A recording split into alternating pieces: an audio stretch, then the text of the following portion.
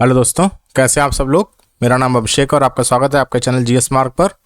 तो ये फ़ोटो देख के आप लोग समझ गए होंगे कि आज हम लोग किसके बारे में बात करने वाले हैं। आज हम लोग मैसूर राज्य और एंग्लो मैसूर वॉर्स के बारे में बात करने वाले हैं।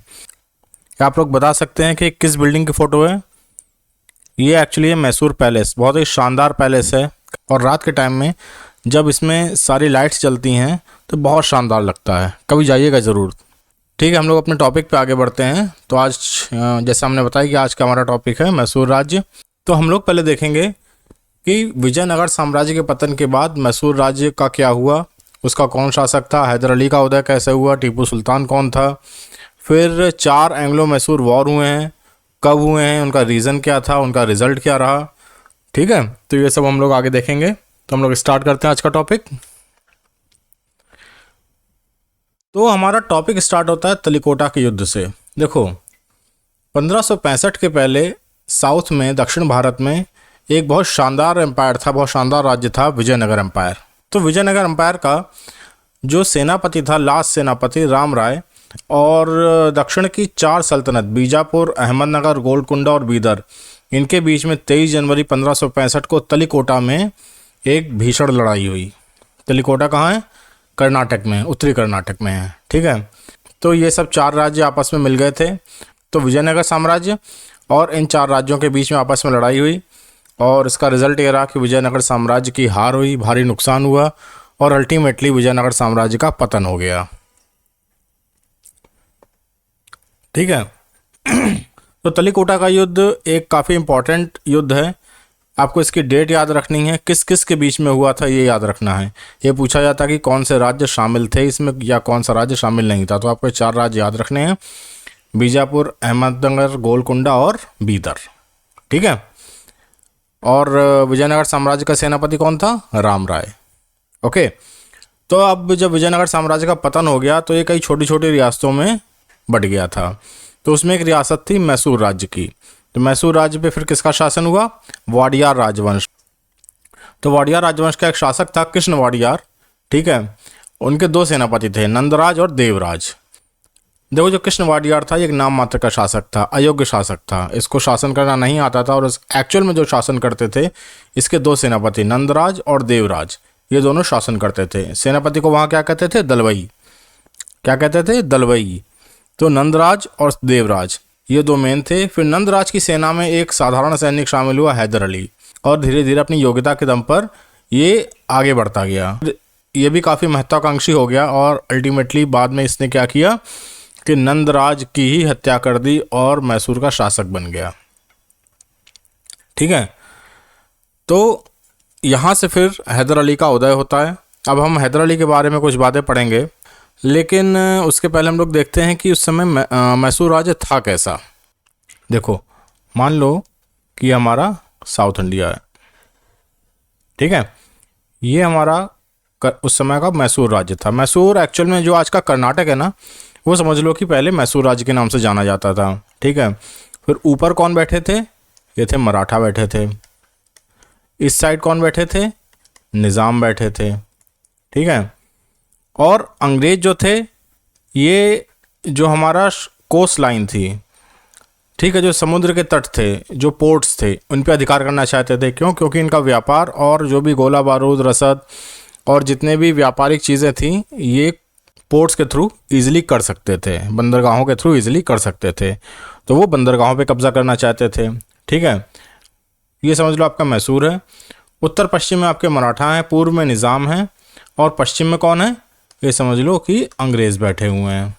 ठीक है, तो हैदर अली काफ़ी प्रतिभाशाली था। तो हैदर अली मैसूर राज्य की ताकत बढ़ाने लगा। ठीक है, तो ये किसको? मराठों को भी अच्छा नहीं लगेगा, निज़ाम को भी अच्छा नहीं लगेगा और अंग्रेज़ों को भी अच्छा नहीं लगेगा कि मैसूर की ताकत बढ़े। क्यों? क्योंकि इससे इनका प्रभाव कमज़ोर होगा। तो अब हम लोग देखेंगे हैदर अली के बारे में कुछ बातें। ठीक है, तो हैदर अली का जन्म सन 1722 को हुआ था और मृत्यु कब हुई थी? 1782 को। सेकेंड एंग्लो मैसूर वॉर के दौरान 1782 में इसकी मृत्यु हो गई। तो ये 60 साल लगभग जीवित रहा था, 1722 से 1782। ठीक है, 1755 में डिंडीगुल में फ्रांसीसियों की मदद से इसने शस्त्रागार की स्थापना की।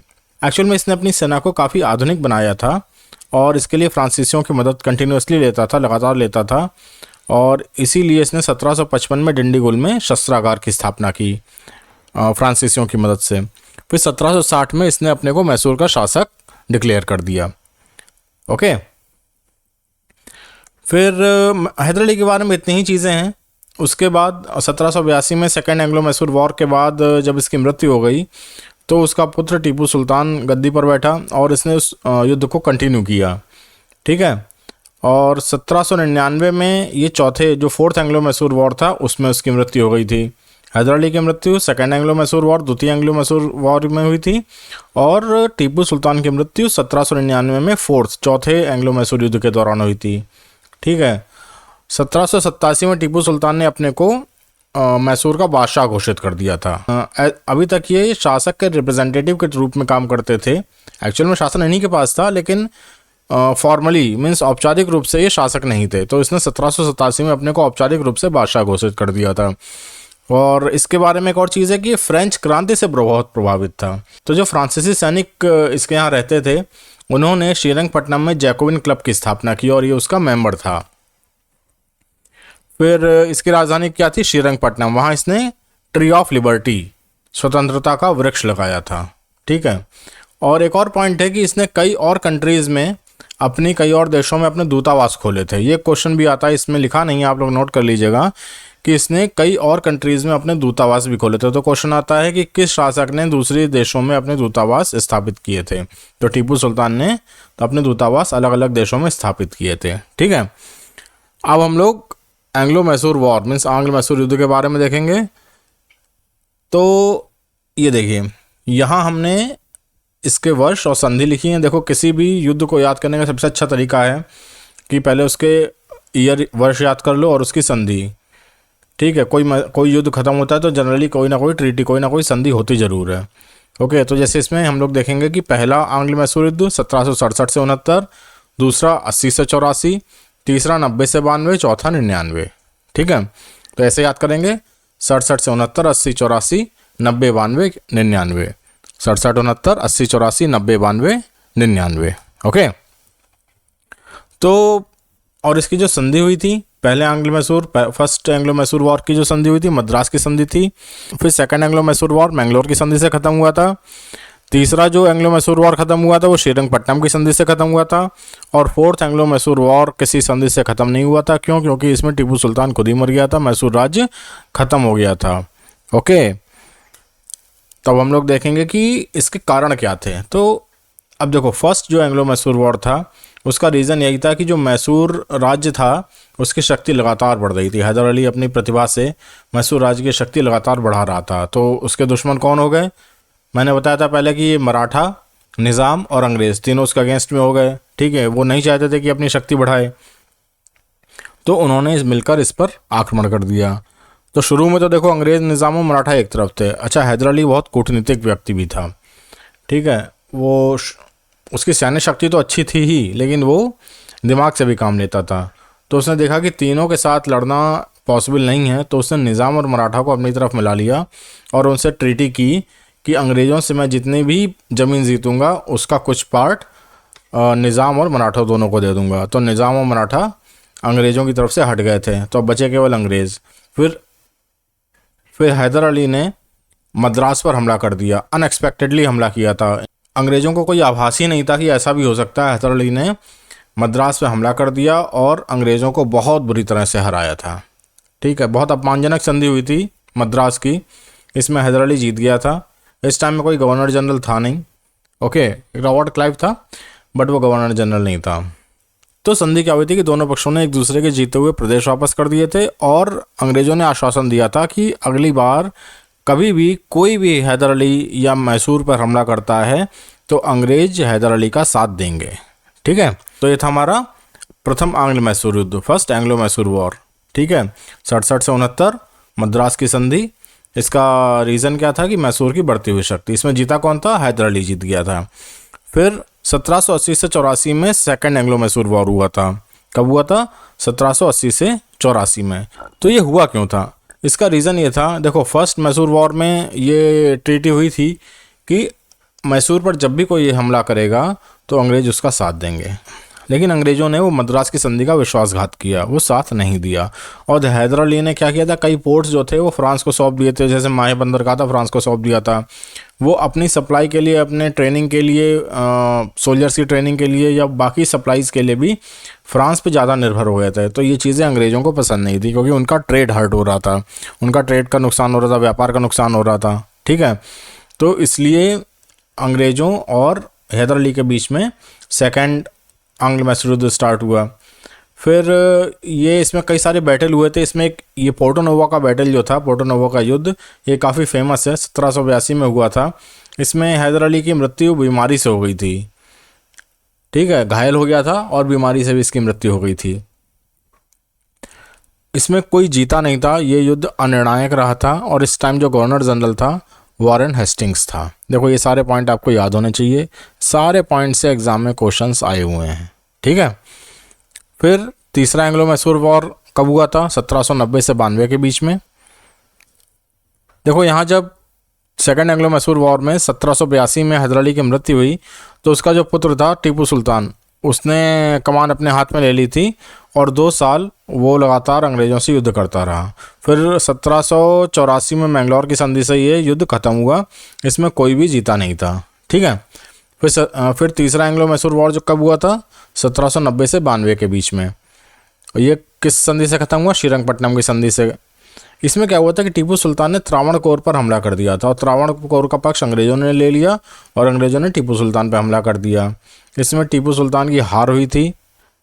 ठीक है, बहुत बुरी हार हुई थी और मैसूर का आधा क्षेत्र जो था वो अंग्रेज़ों को सौंप दिया गया था। अंग्रेज़ों ने उसका कुछ पार्ट मराठा और निज़ाम को भी सौंप दिया। क्यों? क्योंकि मराठा और निज़ाम ने इस वॉर में अंग्रेज़ों का साथ दिया था।